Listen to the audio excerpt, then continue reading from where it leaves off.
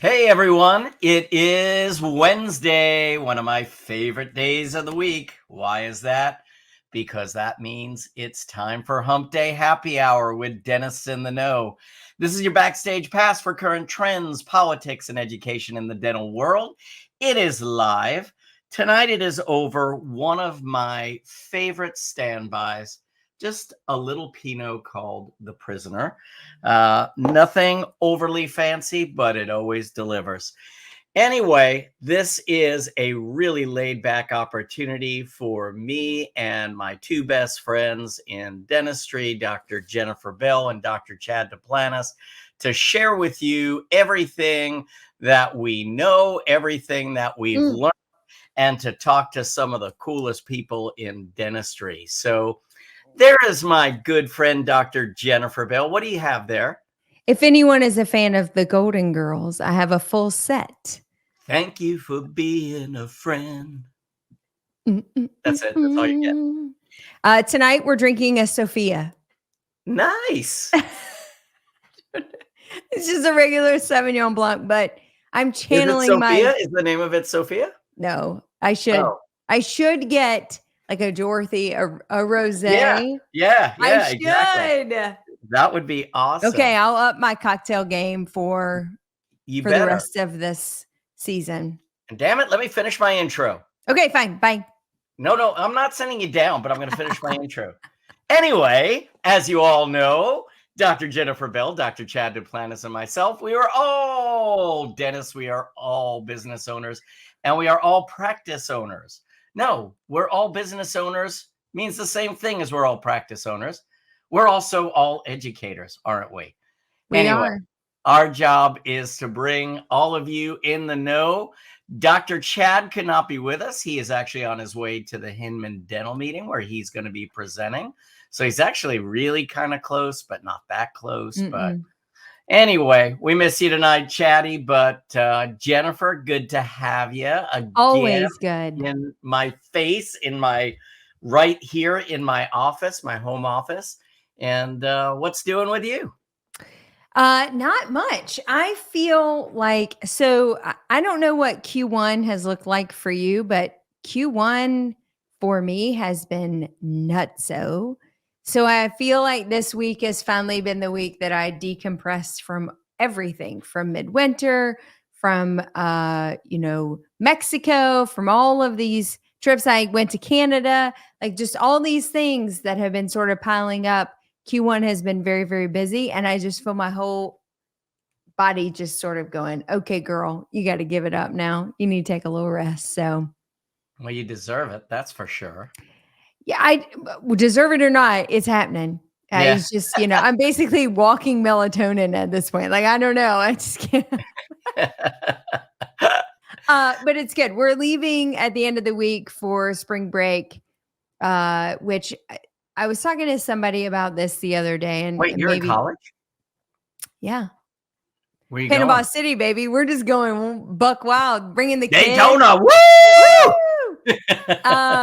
I was talking to somebody the other day, and I said, whether it's right or wrong, I can't decide, but we have to leave to decompress and be present for each other. If we stay here, for instance, through spring break with the kids, we will do the same things we always do. We'll do chores. The kids will disperse and go do things with their friends, all good stuff. But at some point, we as a family kind of have to have that reset time to make sure we're intentional about being in relationship with each other. So travel for us has become that time where we are not as available to other people, and we can sort of be very intentional about being together. And so we will be gone for spring break for that reason, just to sort of check back in. Well, you got some news for us, and I think we're going to talk some sleep tonight. I'm interviewing you tonight. You're interviewing me? You don't interview me. I interview you. No, interview me. No. I've been watching The Sopranos too, so I'm kind of all toned up, like right catching now. up. Yeah. All right. Well, are you going to stay up with me, or are you going to go down? I'll stay on because actually one of your stories, I have something to chime in about. All right. Well, couple interesting stories that came out just this week. We had one lady, Jeff, who had an amalgam filling that had somehow worked its way into the maxilla. The problem in reading the article is that the author of the article wasn't a dentist or a medical provider, so some of the mechanisms in which it ended up in that space is not 100% clear. Like, was it originally like aspirated in, or somehow they breathed it in and it got in the sinus? Was there an open exposure from an extraction and the amalgam sure fell was a out and it bug went too. into the sinus? Yeah. I'm not 100% sure how it got out of the oral cavity and into the hard and soft tissues of the face, but that is where it ended up. And she had started to notice like some chronic pain and some kind of chronic sinusitis. Antibiotics usually would resolve it. She was an airline pilot, and she noticed it was always worse when she was flying, and then it would resolve when she got home. But there's also a lot of other issues that come along with flying too. So I think she just sort of chalked it up to that.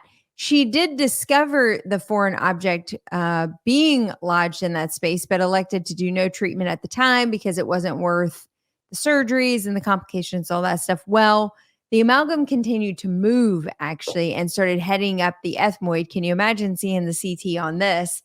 And started migrating up, getting closer and closer to the orbit. She had issues with her eyes and had had previous surgery, so she was getting concerned and ultimately had the foreign object removed. I don't know what the PSA here is, because I'm not 100% sure how it ended up there in the first place.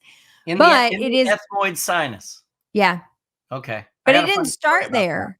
Yeah. It didn't start there. No, it migrated. It moved. So I think the moral of that story is at least that, you know, if you have some type of event that occurs, the body is not a stagnant being, and these things have a way of, you know, moving. I mean, I definitely know of women who've had IUDs placed that end up in their abdominal cavities and other places having to be surgically removed. So these foreign objects. What? I said truth, girl. Yeah. Preach. I have a funny story before you go on to your next story. Okay. So you were talking about, you know, that it migrated to the ethmoid sinus. So I have a funny story to tell about our good friend, Dr. Bobby Papert, who, like most of us, after we come out of dental school, might have a small tendency towards hypochondria after we learn about all these horrible things that can happen in pathology. And Bobby's at the emergency. I'm sorry, Bobby, for throwing this out there, but too bad. I just thought of it. It's happening. He's an open book. Yeah. So Bobby is at the emergency room one night, and the ER physician comes in, and Bobby goes, "Oh, I've had this horrible headache. I think there's something wrong with my ethmoid sinus." He says this to the ER physician, and of course the ER physician looks at him and goes, "Just point to it, buddy."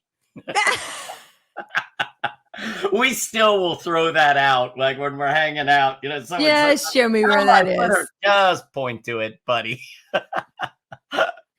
Oh, Bobby. We're not that smart. Okay, go ahead. I'm sorry, I had to interrupt. That's okay. Yeah. So if anyone is hot on the market for clear aligner manufacturing equipment, 3 large industrial size 3D printers, and a variety of other assets, including a building in Tennessee, you might want to log in and look for the Smile Direct Club, who is now auctioning off all of their wares. So there's about $2 million worth of real estate that's on the market, about $10 million worth of dental supplies, which in addition includes a lot of their manufacturing equipment. So if you happen to be in the market or you want to start your own clear aligner company, today might be the day to go ahead and grab some of that really cheap equipment coming off of the Smile Direct Club auction.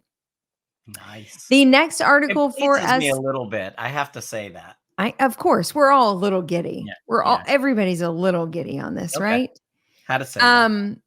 The next article comes out of the ADA. They are asking for support for a new act called the SHARE Act. This act is being kind of push by the ADA to open up portability of background and criminal information for individuals. According to the article, at times the FBI might not be forthcoming with information about individuals' criminal background history. And the ADA is involved with this. You might wonder why. Because with the portability acts that are currently in place, the compact and reciprocity and other issues where we're trying to get individuals licensed in other states, if we can't get access to quick background information, it delays the speed at which they can provide licensure to those individuals. So, to increase access to care and to get those individuals licensed and operational in the states, they're asking for more transparency and expediency when they're trying to access information about those individuals in order to ensure public health safety and that they are good community members and have no major issues on their background. They just want access to it in a quicker fashion. And I can attest, even when I did my first licensure in North Carolina, it takes forever to get your backgrounds back. And especially if you've lived in multiple states, you can add potentially months to the process of getting that. So I think that would certainly be helpful. We have a political figure who's in a bit of a hot seat for dental news this week. South Dakota Governor Kristi Noem was sued on March 13th from a group called Travelers United out of Washington, D.C. for advertising illegally a dental office out of Sugar Land, Texas. Now, I believe she seeks care at Sugar Land, Texas, did a video promoting the practice on her socials, maybe or maybe not, did not disclose if it was a paid advertisement or not. And so now she's under the hot seat a bit, or in the hot seat a bit, for whether or not this is an undisclosed paid advertisement. So we'll see how that goes. I don't know whether, it's tough to say, really, you know. It's really interesting, though. It's such a contentious atmosphere right now in politics. Correct. And I feel like everybody is just trying to leverage the legal system way more than they ought to. That's right. In all directions. And it's just getting tough to watch anymore. The last thing, we actually referenced a few articles last week, but we're going to reference this one. New research that will be presented at the International Association for Dental, Oral, and Craniofacial Research is starting. Repeat, who was that? Yeah, you got that. The IADOC, maybe R. Okay. The International Association for Dental, Oral, and Craniofacial Research. Nicely done. Get all that? Yep. This interesting article is starting to presuppose that individuals with self-reported penicillin allergies, as well as implants that measure less than 10 millimeters, have a higher failure rate. Now, I don't think that 10 millimeters surprises anyone in the world of dentistry, but the penicillin allergy could be quite interesting if there's some underlying correlation between, an immune response and titanium, for instance. So we'll wait to see. Perhaps that will at least spur some additional. So I didn't know I was the guest tonight when we talked about just talking sleep. I didn't realize this was an interview and that I was going to... it'll be an interview chit chat, fireside chat. I like chatting with you. I know. So what do you want to the talk reason about? I wanted to bring you on tonight to your own show. Thanks for having me. Yeah, to your own show. Is that first off, we know how intrigued everyone is about sleep dentistry, myofunctional, functional as well. Like there's this whole world that I think has started to like the onion is starting to be peeled back. And we're gaining better and better understanding of sleep and systemic health and functional health and how that ultimately correlates to our own success as dentists in treating patients and also providing them a pathway to health. What many don't know is that it has become part of your life's work, that you have spent, as long as I've known you, a great deal of time, energy, and practice in gaining more and more information on how to effectively treat these individuals, identify them, diagnose them, and empowering other clinicians to do the same in their practice, and then providing avenues to seek care. And so I thought tonight it would be really cool because we never really highlight our hosts very often. We're definitely tend to like to fly a little bit under the radar, as we will likely remain after tonight's show. But I think it would be really neat to discuss a little bit about your journey. What was the driver that brought you to this passion center that you ultimately sort of took it on? And then what are some of the latest things that you're seeing in the research, in the evolution of what it's starting to look like for clinical practice? And I think, if you're open to it, a little bit about your practice model currently, pros and cons, challenges that you've experienced in Oh, I that got process. cons. I got I some know, and cons, I babe. think a lot of people Yeah. think, they get into it and they find it as a great passion, rightfully so, and they would like to make and honestly, from a physical perspective, could be a great lifetime practice because you don't have to pick up the handpiece and do all the twists and turns that you do on a daily basis. So there's a lot to that idea, but I think you have some wisdom to share and maybe some insight now that you're into it a bit more and can sort of provide that. So I just want to tap into your wealth of knowledge a little bit if you're open to it. Well, of course. But I'll tell you, no one has ever accused me of flying under the radar before. So that just hearing that was like, wow. But I no, think like we do. well, we do with regard to Dennis in the know. Like we don't, That's what I meant. we don't, toot our own horn very much. And that's not what this forum is for. It's to bring awareness for That's right. everybody, not to bring us I to the refuse even tonight to toot your horn. forefront. But what Please we do. will do is bring to light what you're teaching other clinicians, because That's as fair. one of your students, I can say it was life changing. So, or certainly practice changing. It definitely made me a better clinician, and it provided a new opportunity to treat patients in our practice when I never felt comfortable doing that before. So, tell us a little bit about where that tipping point was for you. What did it look like for you to be humming along? You had a hugely successful restorative practice that you were running, and you were Well, doing everything: surgery, cosmetics, class 2 composites, all the fun stuff, right? well, Um, what's funny is that I didn't start out as a huge restorative cosmetic practice. I started out as a dentist who opened in a small town. Conway was maybe 30,000 people when I moved here, and just a suburb of Myrtle Beach. Even though it's the county seat, it was still really considered to be kind of the quiet suburb yeah. of Myrtle Beach. And I was just trying to start a practice, and I started from scratch. My father-in-law was a dentist in town, and so he actually helped me with affordable space to open a practice in, but there was no, it wasn't like I was just handed a bunch of stuff. So opened up a practice here, and the first thing that I noticed was that there was a vast shortage of specialty care. Was that, all this stuff that I didn't know. Okay, this one needs to go to the pedodontist, this one needs to go to the orthodontist, and this one has a TMJ problem, this one I mean, I didn't have anywhere to send these people. Mhm. And so the first thought that went through my head was, listen, there's this backlog of children needing to be seen who need care. There's one pediatric dentist in the county. There's one orthodontist in the county at the time when I came here. And I was like, I'm going to learn this stuff because I can build my practice with this. Cosmetics wasn't really a huge thing. And this is 1992.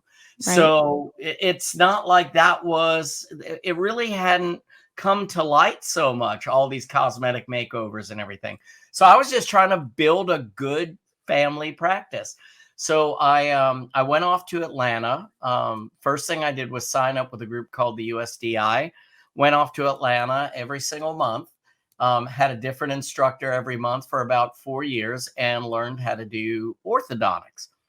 And some of my mentors there, which was good and bad, we always talk about hearing a lot of people, but the most important thing in learning, what I've found, is you need to develop a foundation in something first before you begin listening to a lot of different ideas.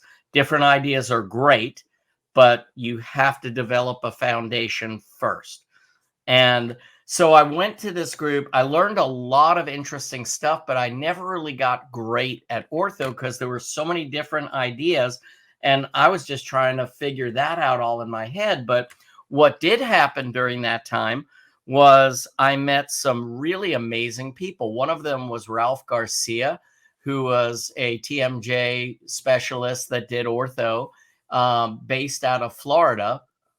And so I kind of got interested in the TMJ just from hearing him speak and how it affected orthodontic therapy.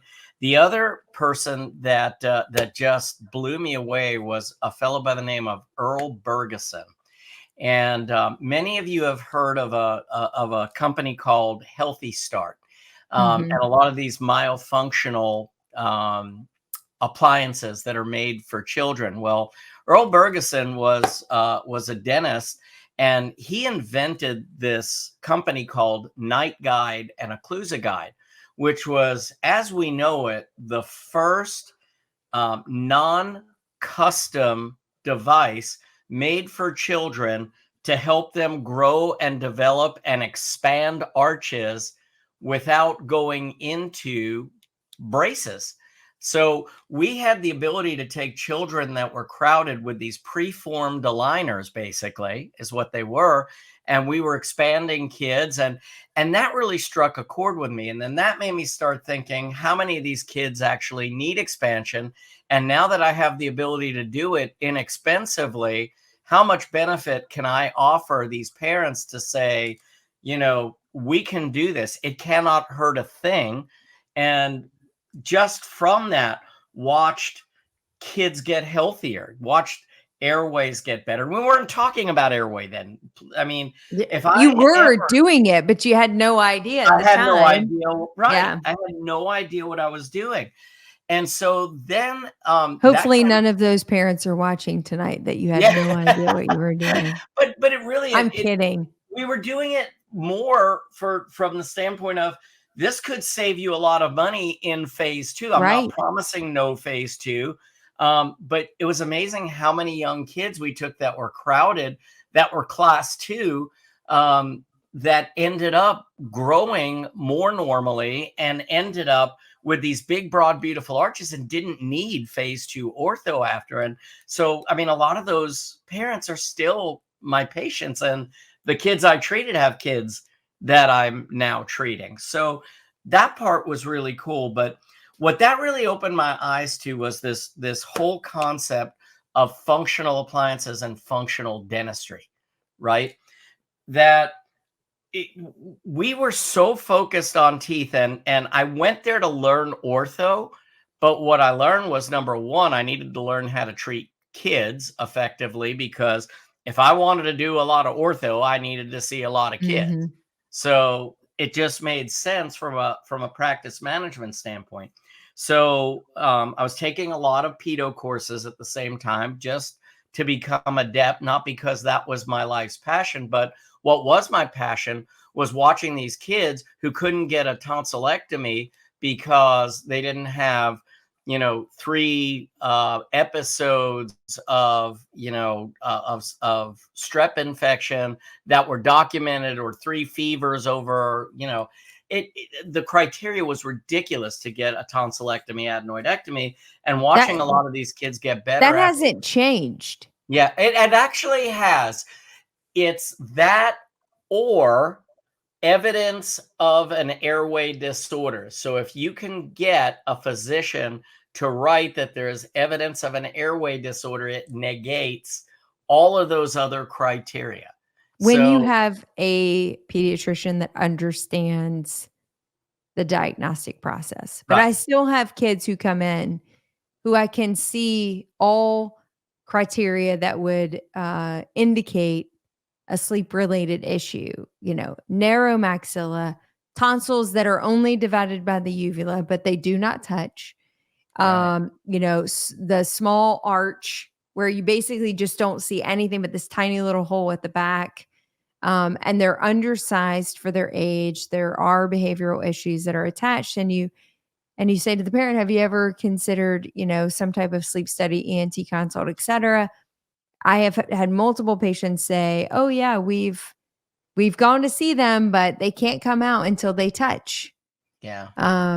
Anyway, No. really quickly, as a consumer of the information that you're sharing tonight, would Yeah, stop me you, because I can talk about this I forever. know, So and we're going to. So yeah. if in those scenarios, so we're going to digress, but we're going to get back to your journey. So in those scenarios where you have patients that you think would qualify, but you're not getting, it's not that the pediatricians they're not being resistant, but they're just not being forward thinking or thinking outside the box. And the ENTs aren't doing that either. Um, would a sleep study help mitigate that? If you said, if you can just convince your pediatrician or ENT to put the child through a sleep study, because likely something's going to ping, especially if you're getting some indications during the exam that they snore, they're up a lot or wetting the bed, et cetera. Like there seems to be some correlation. Would that 100%. further Yeah. the diagnosis? Yeah, 100%. So, Okay. there's many states where dentists can write a prescription for a sleep study. And again, that varies state by state. I'm not giving advice for dentists to Sure. start requesting sleep studies, but dentists can legally send a patient for a sleep study based on what they see.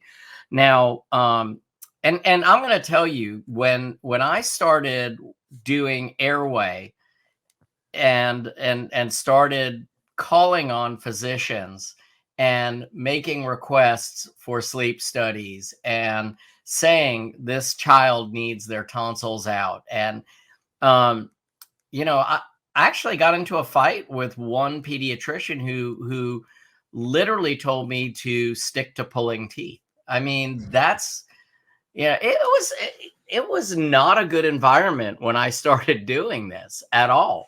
But I kind of stuck to my guns, and if they didn't want to do it, my obligation was to the patient and to the child, and so I could send them wherever to get a sleep study. And I'll say, look, your insurance might not pay for it because the dentist sent you, but I can send you. If you're willing to come out of pocket for this study, now you've got the proof and you can go back to your physician. And I can bet that once you show them the proof, that they're Mhm. going to say this needs to be done. So whether I'm a bad guy or a good guy, I don't care. You might have to come out of pocket a little bit, but then you'll get it done, and then hopefully you'll find another physician. When we had Convisor on, isn't that how you say his last name? Yeah, yeah, Bob. Bob was Um, there. when he was on, he really goes all the way back to early development and the importance of breastfeeding to form an appropriate airway and maxilla and or lingual frenectomies when indicated to continue to help that development. So when we start to think about the increased onset of the number of kids that come into the practice that need intervention, we really have to go all the way back to how we're educating moms, supporting moms in that journey for, breastfeeding. Because while I think there's plenty of data to suggest what it does from a nutritional and an immunity standpoint, what it does from a growth and development standpoint, I don't think gets enough attention. I don't think we talk enough about how breastfeeding is such a different physiological adaptation than bottle feeding. And he spoke a fair amount about that.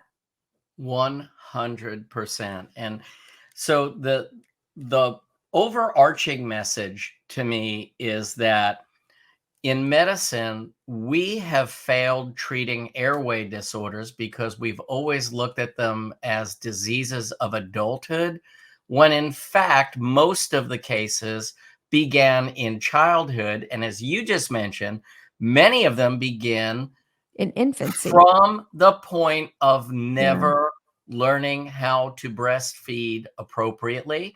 I mean, there's a lot of reasons breastfeeding is advantageous over, and this is not to diss anyone who can't, Of course or not. you know, Nope.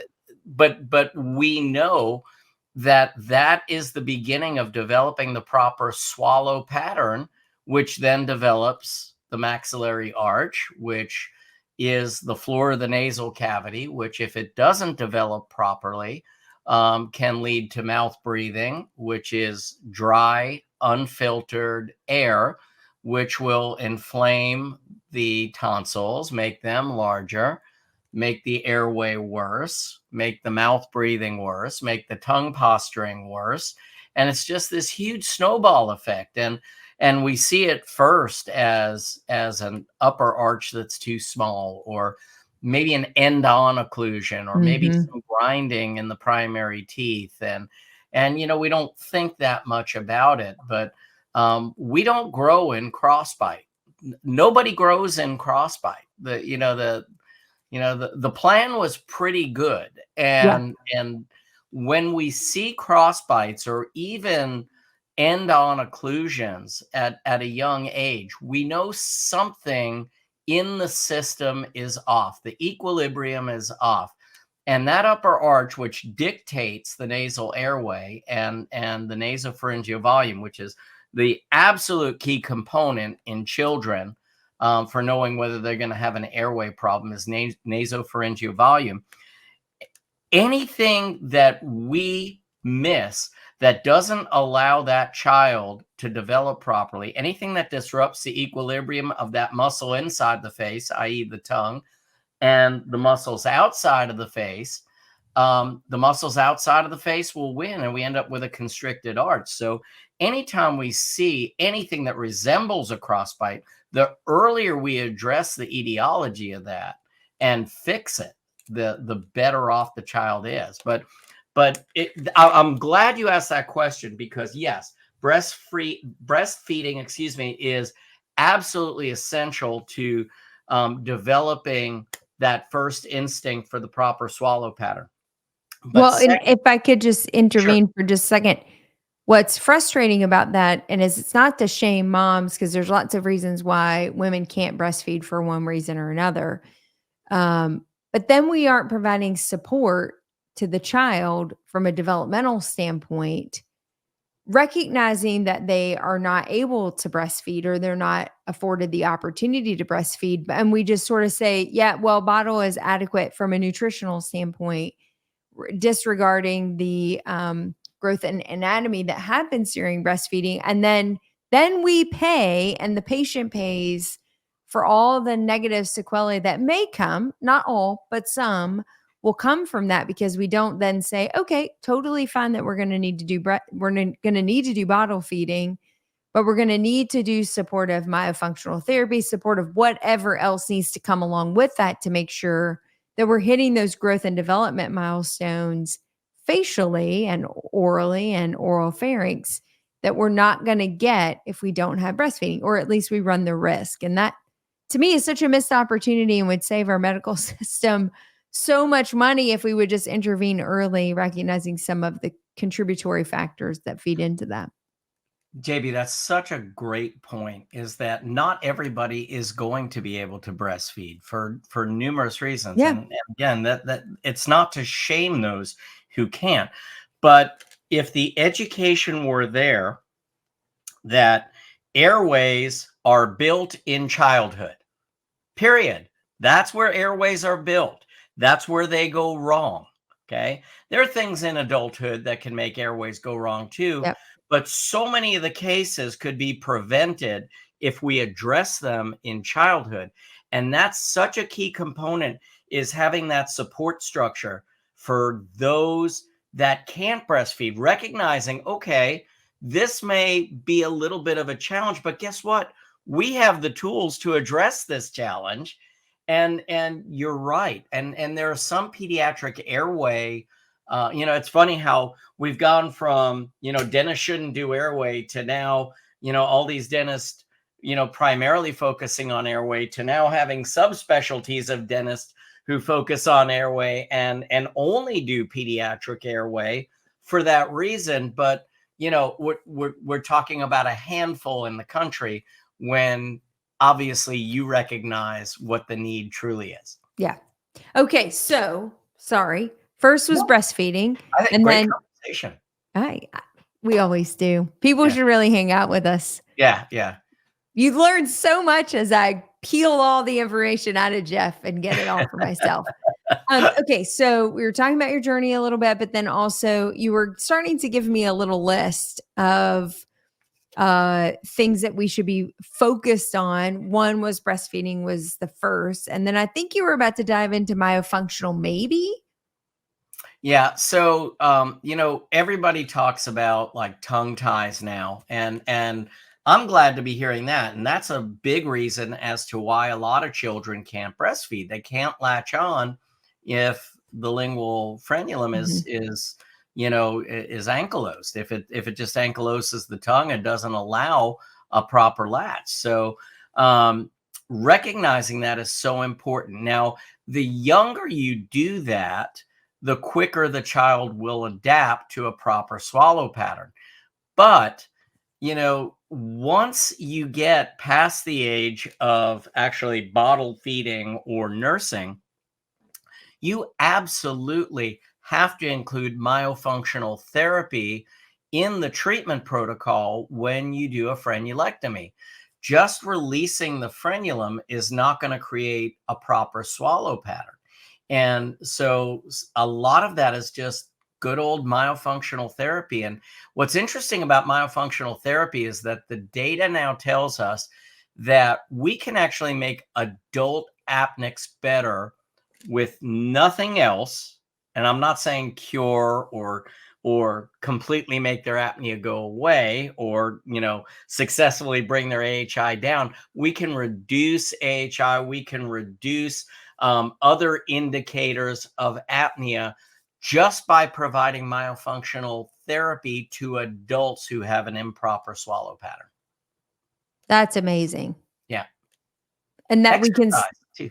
Yeah. Yeah, and that we can be effective at all ages. I mean, I think we think a lot about myofunctional therapy in pediatrics, but what role it can play in our adult patient population as well. And especially if we're happy to prescribe CPAPs, we're happy to prescribe mandibular advancement devices, we're happy to subscribe weight loss. And now that will probably start to accompany some of these medications for weight loss as well. We're happy to do all of those things. And yet maybe thinking of it more in the lens of occupational therapy and physical therapy, bringing on a myofunctional therapist as well in that journey would have significant benefit. Think about this, JB. The treatment. Yeah, think about this. You go, you have back surgery, and the back surgeon or the orthopedist just releases you, and versus the person that the orthopedist says, listen, this got that way because the muscles in your back are weak. You need to be doing physical therapy with a trained specialist that will help build the muscles, that will protect the surgery that we've now done. And yet there's so many that talk about sleep apnea this way, that we're just going to give you the Band-Aid. We're just going to give you something that kind of fixes it without saying, well, wait a minute, there are other things at play here. You've got a tongue that's ankylosed. You've got a really narrow arch. I could increase the size of your nasal airway if we got into some orthodontics and did some expansion. That, no one is saying, listen, just by changing the position that you sleep in, we can reduce your apnea in half. Why am I just relying on a piece of plastic to fix somebody? Everybody's case is so different. And that's the piece. And I guess that's the most irritating part for me about some of what I see out there in sleep education is that there's no such thing as a recipe in medicine, right? Because every case is so different. There are different goals. For some people, the problem is more sleep. For some people, it may be sleep position. For some people, it's how low their oxygen gets. For some people, it's the heart rate variability. It's every case is so different that to put it all on one number, like how many times per hour do you have an event, is just kind of ridiculous. And so, yes, every other adjunctive therapy that we can bring in, that's what I feel like kind of makes our sleep practice different, is that nothing's off the table. And we tell our patients that, like, my appliance is not magic. Yeah. It's not. It's plastic, just like you think it is. It's plastic. Which comes with its own negative consequences. Right, Like right. we may remodel your TMJ in the process, or, effectively deprogram you so that you no longer have occlusion. Like all those things may happen. It has its own I negative love what you sequelae. just said. That is a topic I could talk about for an hour. Effectively deprogram you so that your occlusion changes. And everyone out there is so worried about getting the bite back to where it was, when where the bite was Sucked. pathologic. Sucked. It sucked. I had a patient one time who I effectively deprogrammed into no touching. You know what? Anything. My work is done here, JB. Yeah. And I definitely said, oh shit, like this is the one that's going to sue me because now he can't choose steak, or like literally nothing's working. And he came in not that long ago and he said, well, when I wear your device, I feel great, but I can't chew. And when I don't wear your device, my TMJ sucks, but I can chew and I can't sleep. He said, I'm really kind of stuck. And I was like, well, I mean, there are options. He goes, yeah, I don't want to do any of those things. So I said, okay, well, then you just have to pick the negative sequelae that you enjoy. Like, That's it. Or you know what? Throw the appliance away. Guess what? He'll adapt right back to that crappy. Oh no, he went right back. He was in his shitty bite in just a few. Don't worry, months. it'll get back there. Whether I make you a morning aligner or not, it'll go back. That's right. Yeah, that's right. So a couple of things. One, we had our good friend Chris asked, what is an inappropriate swallow pattern in an adult? Can you help describe that for our listeners? Yeah. So anterior open bites don't exist in nature without a tongue that creates them. That's pretty much it. Let me say, not just a tongue that creates them. Sometimes you will see children develop a habit where the lower lip will go underneath the maxillary anterior teeth in class 2 patients. But for the most part, in adults, when you see an anterior open bite, they are still posturing improperly. So the swallow pattern is built that the tip of the tongue will touch the palate right behind the maxillary incisors. So the tip of the tongue, as we swallow, tip of the tongue goes up and then it rolls back, middle of the tongue to the back of the tongue. That's a proper swallow pattern. When children have airway issues or difficulty with latching on because of a breastfeeding problem, or of if they have a heavy frenum or anything like that, what ends up happening is they end up posturing the tongue forward where it presses in between the anterior teeth. And so those teeth can never come together. When teeth don't couple, it's because there is something getting in the way. Mm-hmm. So in orthodontics, this battle of technique and how much strength we use or what appliance versus muscles, when it comes down to mechanics versus muscles always win. So the tongue posturing anywhere in between the teeth will never allow those teeth to couple. I don't care how good of an orthodontist you are, or how good of a mechanical dentist you are with your appliances. It's just not going to happen. So an improper swallow pattern, the tongue will actually press forward between the teeth. And you can ask your patient to swallow right in front of you. and you can watch the tongue press in between that space. I mean, that's a lifelong habit. They'll have no problem showing that to you. Mm-mm. And same thing with kids. Very often they'll have a poor lip seal. They will, but same thing. I mean, the teeth, unless they're still in the process of erupting, the teeth are going to couple unless there's a muscle in between them. And that's either going to be the lip or it's going to be the tongue. I think we underestimate just how strong muscles are and how Yeah. they dictate a lot of where teeth are located. So, I definitely think we could spend we could spend hours because you lecture for 8 hours a day on this topic. So, I think a great opportunity to continue to dive into this. But I would love to take tonight also to talk a little bit about the last 5, 8 years. I think of your practice journey, and your decision to open up a sleep TMJ exclusive specialty practice in your area, focus solely on your passion. And what has that journey looked like for you? So, great topic. Because a It lot of really, people are thinking about it, yeah, like yeah. they, Well, it's funny because I also used to lecture on sleep. So I've been lecturing for about 15 years, and really the first 5 years were almost exclusively on sleep. Mhm. And even though, after I got into all of this orthodontics and all of this developmental and functional dentistry for children, what ended up happening was this cosmetic craze. And so I built this great practice. A lot of those kids got older, and now they were professionals, and now I started doing a lot of cosmetics.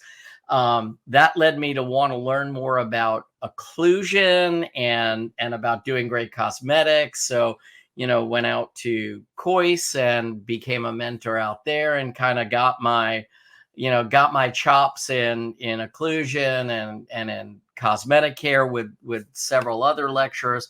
And I loved it. And what really changed things for me was that perspective of taking everything that I understood about the airway and TMJ, and then going out to Coyce and then saying, okay, this is amazing stuff, but we're missing a little bit in the diagnosis. Nothing again. I mean, God knows there is no Yeah. better continuum than what is taught at the Coy Center. I was maybe a little bit ahead of my time, and the research certainly had not caught up with where I was. So there was no way any of that was going to be taught at Coyce at the time. But I came back, and what I learned was that even if you do everything the way you're taught, regardless of which cosmetic continuum or occlusal continuum or even general dentistry continuum you go to, is that even when you do everything the way you were taught to do it, there's still a lot of failures. And where do those failures come from? Those failures come from inattention to function, not Mhm. paying attention to the joint and not paying attention to the airway, which then makes changes in the occlusion that we could not have predicted otherwise. And certainly, regardless of how adept you are at performing an equilibration, sorry, the muscles are going to win, the joint is going to win, and the airway is going to win. So it's just all this stuff that was out of our control. So as I went through all this cosmetic stuff, brought on associates, and they became very good clinically, I realized that maybe this is not where my time is best used, doing a lot of this general dentistry and just focusing on this connection between TMJ, sleep, and orthodontics, and kind of tying this all together.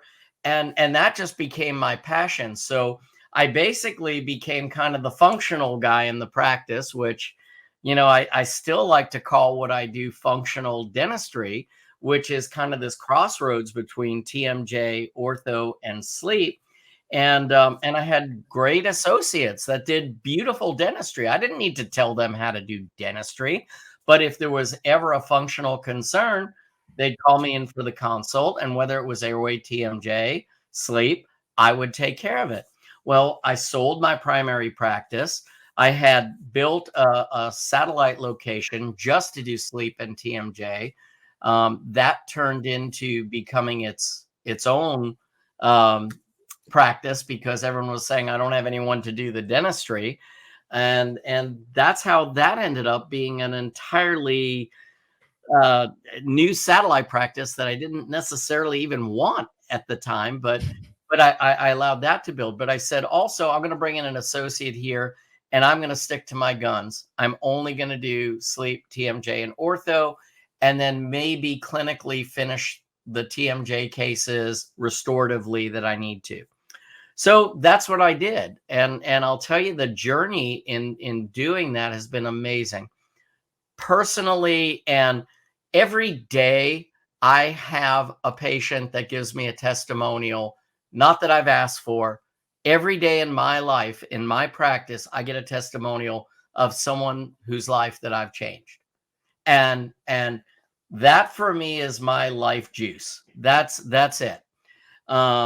Because it's no one else is doing this and really tying these things together well, and no one is hearing a lot of these patients, and everyone has thrown TMJ patients off as quacks, and all these things go together.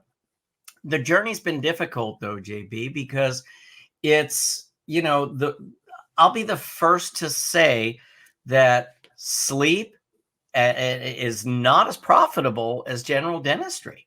It's not. I don't care who tries to sell you on that.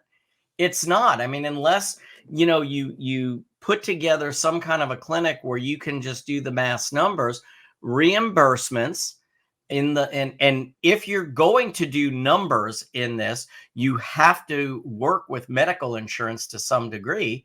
And if you're doing that, you're going to have to succumb to allowances and to understand that medicine is not generally as profitable as what we did in dentistry, especially when you make all those concessions.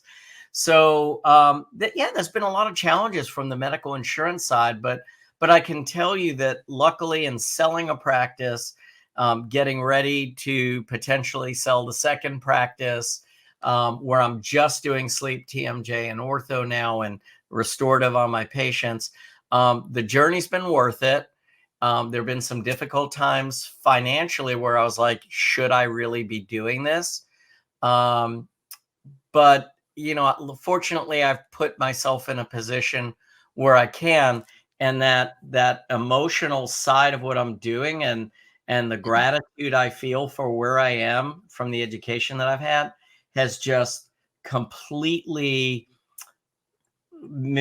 given me a sense of fulfillment in dentistry that I don't know I could have had otherwise.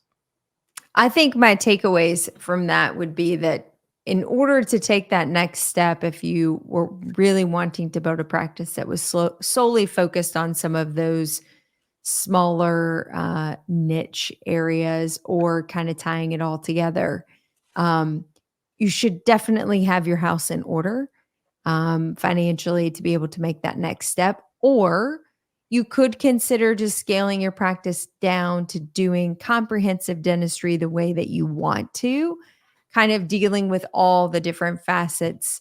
That's a 2-hour new patient intake exam. That's doing dentistry in a very comprehensive way and sort of building a general practice that's hitting all the things that you're doing. But I think your cautionary tale of at least saying, if long-term wanting to build a sleep practice or a TMJ practice or some cohesion of all the different specialties that you have, you should definitely have a strong business plan, a very good understanding, or someone in your corner on the insurance side, and probably have your financial house in order, because it is not going to be the thing immediately that will be as financially gratifying, while emotionally gratifying, but not as financially gratifying as what you experience as a general dentist, if that's fair to say. No, you hit it right on the head. It's, Can you do this as an adjunct in a general practice? Yes, you can. And if you're really interested in it, you can certainly run a separate room where you are doing this with a qualified assistant that you feel that you have trained well, that you are 100% confident in. And it can be a beautiful adjunct to the practice. But there's so many people out there selling this as, you know, this is the panacea. This is the thing that, you'll never have to do another filling in your life. And I'm just saying that model is still not fully built. I Mhm. mean, there are many experts who have been doing it even longer than I have, that I still talk to on a regular basis. I say, hey, do you hear about this? Yeah, none of us have it all figured out yet. None of us do. Mm-mm. And it's ever evolving, and as insurance starts paying, then they say, uh-oh, we're paying too much, and they start changing the rules. Right. So yeah, just as soon as you think you kind of have it figured out, you get thrown another curveball. So dentistry is really a great profession, and I love it. And I love, everything that I've done in dentistry. um my passion is just function in this arena, this sleep airway TMD thing. But I was so lucky to have gotten the education that I did, that kind of made me think about general dentistry in a different way. And so my takeaway message to everyone is, look, even if you don't want to make a practice like this, even if you don't want to, have an only airway practice or an only TMJ practice, these are really underserved areas in dentistry. Do it well, do it with real intention, but just understand what needs to be diagnosed. And if it's not you, send them to somebody who can. That's the real takeaway here. I agree with you 100%. It is at least our responsibility to screen and make recommendations, just like we do for root canals or Exactly. extractions or whatever, and we refer patients. It's still our primary responsibility. And I can't tell you how many times I've had conversations with patients who I'm either the first to fully engage in the conversation of functional or sleep issues that I observed based on anatomy or, their questionnaires, et cetera. But more frequently, it's the parents of the kids, and they've been scratching their head or beating themselves against a wall for a long period of time, feeling like there's something going on with their kid and they can't quite put the pulse on it, and they don't have medical support. Not trying to hit the pediatricians over the head with this a bit, but just saying they're not getting the support or somebody's not listening. And you can almost see like their whole walls just fall down when you say, "Hey," and you just start asking a few probing questions. And for the first time, a parent is like, "Yeah, actually, I've observed this. I've tried talking to the pediatrician.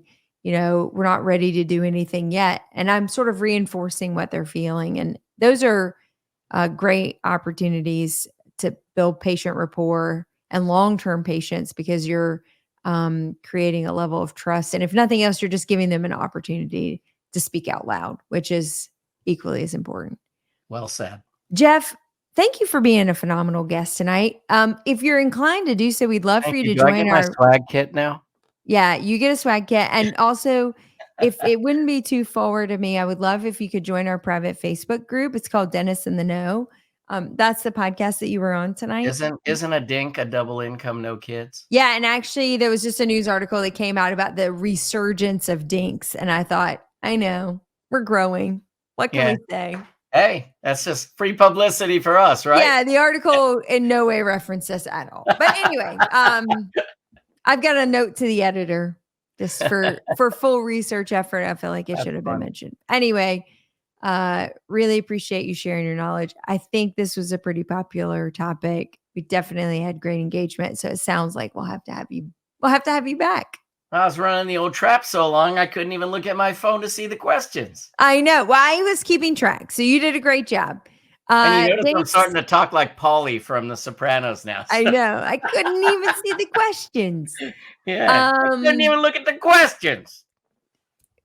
We're done, folks. Thanks so much. Chad, we missed you, but actually the show was pretty phenomenal without Missed you. you, brother. Kick some ace at the Hinman.